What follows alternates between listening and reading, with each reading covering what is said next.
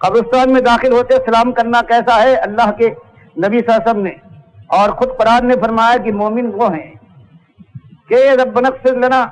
ولاخواننا الذين سبقونا بالایمان ولا تجعل في قلوبنا غلا للذين امنوا ربنا انك رؤوف رحیم۔ سورہ حشر میں آتا ہے کہ مومن کے ساتھ تعلق یہ ہے جو گزر بھی گئے ہیں، دیکھا بھی نہیں ہے ان کو،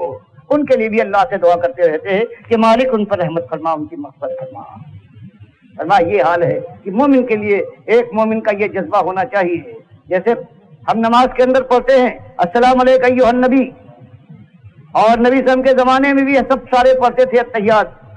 تو اس کے اندر کوئی خطاب نہیں ہے، کیونکہ جس وقت مسجد نبی میں نبی صلی اللہ علیہ وسلم نماز پڑھا رہے ہیں اور طائف میں کوئی دوسرا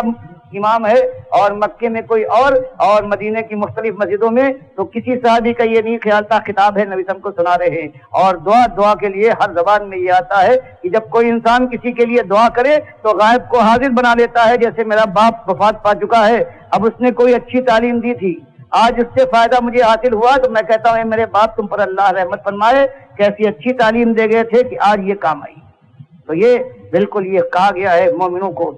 اور آج یہ مشکل ہو گئی ہے کہ یہ مشکل سے کوئی یقین کے ساتھ کہہ سکتا ہے کہ آج اس طرح سے ایمان کا معاملہ گزرا ہے کہ کسی قبرستان میں یہ مشکل سے یقین کے ساتھ کوئی کہہ سکتا ہے کہ اللہ کا کوئی مومن بندہ ہے یا نہیں۔ یہ مشکل ضرور ہے، ہم اس سے مجبور ہے، ورنہ مومن کے لیے خیال آ جائے، خود نماز کے اندر اللہ کے نبی صلی اللہ علیہ وسلم سارے صالحین کے لیے دعا اللہ نے مسنون فرمائی ہے۔